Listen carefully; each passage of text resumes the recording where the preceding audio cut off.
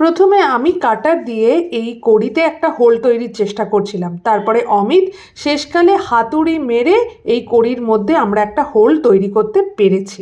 আর এটা দিয়ে কি হবে, এগুলোর আগে থেকেই হোল করা ছিল, কিন্তু 4-5টা কড়িতে কিন্তু হোল করা ছিল না, সেটারই চেষ্টা করছিলাম। এটা দিয়ে আমরা একটা রিস্ট ব্যান্ড বানাচ্ছি এবং দেখো এই সমস্তগুলো প্যাকেজের সমস্ত সরঞ্জাম আমরা ঠিক করছি। দেখো তৈরি হয়ে গেছে আমাদের এই ব্যান্ডগুলো। কোথায় যাবে? অমরকণ্টকের এক প্রত্যন্ত গ্রামে একটা স্কুলে কিছু বাচ্চারা কম্পিটিশনে অ্যাটেন্ড করবে এবং সেই বাচ্চাদের জন্য এই জিনিসপত্রগুলো আমার এক কাকু অর্ডার করেছে এবং তার সঙ্গে সঙ্গে এই কড়িগুলো।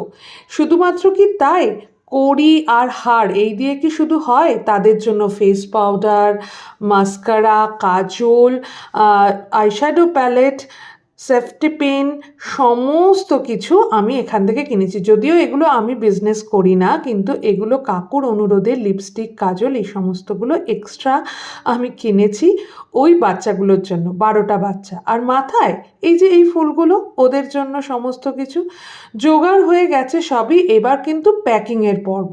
প্যাকিংটা কিন্তু বেশ কঠিন, কারণ এগুলো বাই এয়ারে যাবে, তো আমাকে একটা শক্তপোক্ত কিছু চুজ করতে হবে যাতে করে জিনিসগুলো সেফলি ওদের কাছে পৌঁছে যায়। তো প্রথমেই আমি বাবল র্যাপ এখানে নিয়ে নিলাম। বাবল র্যাপ নিয়ে সমস্ত জিনিসটা বাক্সের মধ্যে জড়িয়ে নিয়ে তারপরে জিনিসগুলো রাখলাম, আর ছোটোগুলো ওই প্যাকেটের মধ্যে ভরে দিয়েছিলাম। তো আমাদের প্যাকিং পর্ব কিন্তু বেশ জোর কদমেই চলছে।